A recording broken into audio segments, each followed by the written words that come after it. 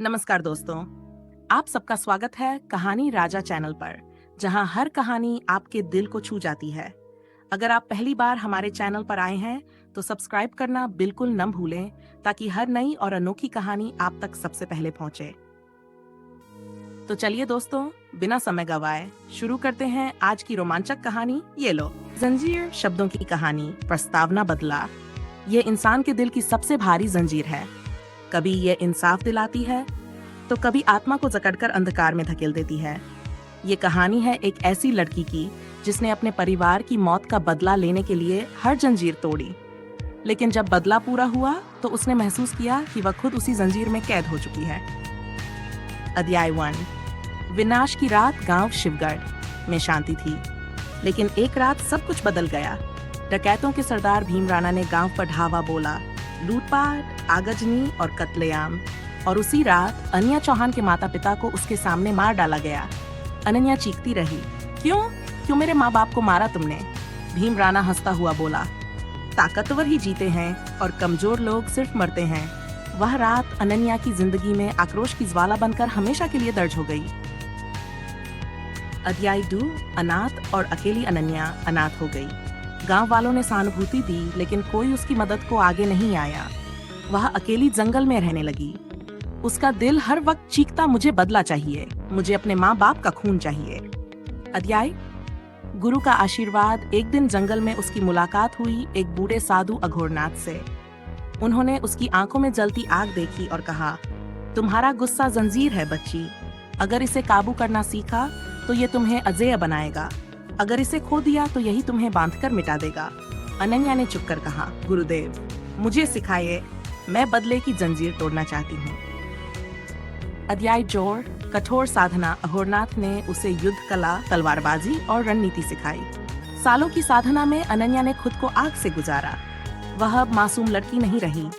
उसकी आंखों में तेज था और उसके दिल में सिर्फ एक मंत्र, बदला। अध्याय 5। पहली टक्कर। जब अनन्या 80 साल की हुई तो वह गांव लौटी। भीम राणा के गुंडे फिर से गांव लूटने आए। इस बार उनका सामना अनन्या से हुआ। उसने अकेले ही 10 गुंडों को धूल चटा दी। गांव वाले हैरान रह गए।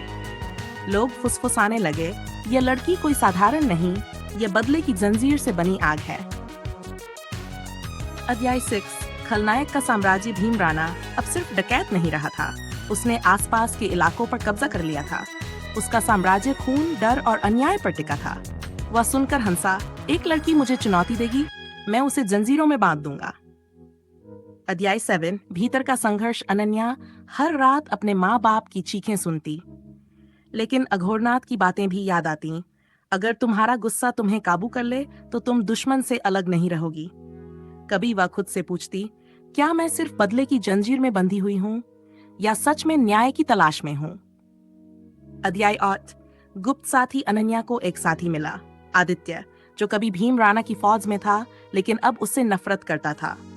आदित्य ने कहा, मैं तुम्हें उसके अड्डों का पता बताऊंगा, लेकिन याद रखना, बदला आसान नहीं होगा। अनन्या बोली, मेरे पास खोने को कुछ नहीं बचा। अध्याय 9। खून और आग। अनन्या और आदित्य ने भीम राणा के एक एक घर को तोड़ना शुरू किया। जहां जाते वहां जंजीरें टूटती, लोग आजाद होते। लेकिन हर जीत के साथ अनन्या का चेहरा और कठोर होता गया। उसके भीतर इंसानियत कम और बदले की आग ज्यादा बढ़ रही थी। अध्याय 10। अंतिम जंग। आखिरकार वह दिन आया। अनन्या ने भीम राणा के महलनुमा अड्डे पर हमला बोला। भारी लड़ाई हुई। अनन्या ने अपनी तलवार उसकी गर्दन पर रखी और चिल्लाई, आज मेरे माँ बाप का खून बोलेगा। भीम राणा हंस पड़ा, मार दो, लेकिन याद रखना, बदले की जंजीर कभी टूटती नहीं। तुम मुझे मारोगी और खुद उसी जंजीर में कैद हो जाओगी। अनन्या ने अपनी तलवार घुमाई और भीम राणा का अंत कर दिया। उपसंहार। गांव में शांति लौट आई। लोग अनन्या को देवी मानने लगे, लेकिन वह खुद आईने में देखती और सोचती, क्या मैंने जंजीर तोड़ी है, या मैं खुद उसी बदले की जंजीर में कैद हो गई हूँ? उसकी आंखों से आंसू बहे, क्योंकि उसने जाना, बदला कभी पूरी तरह खत्म नहीं होता। ये जंजीर पीढ़ियों तक इंसान को बांधकर रखती है।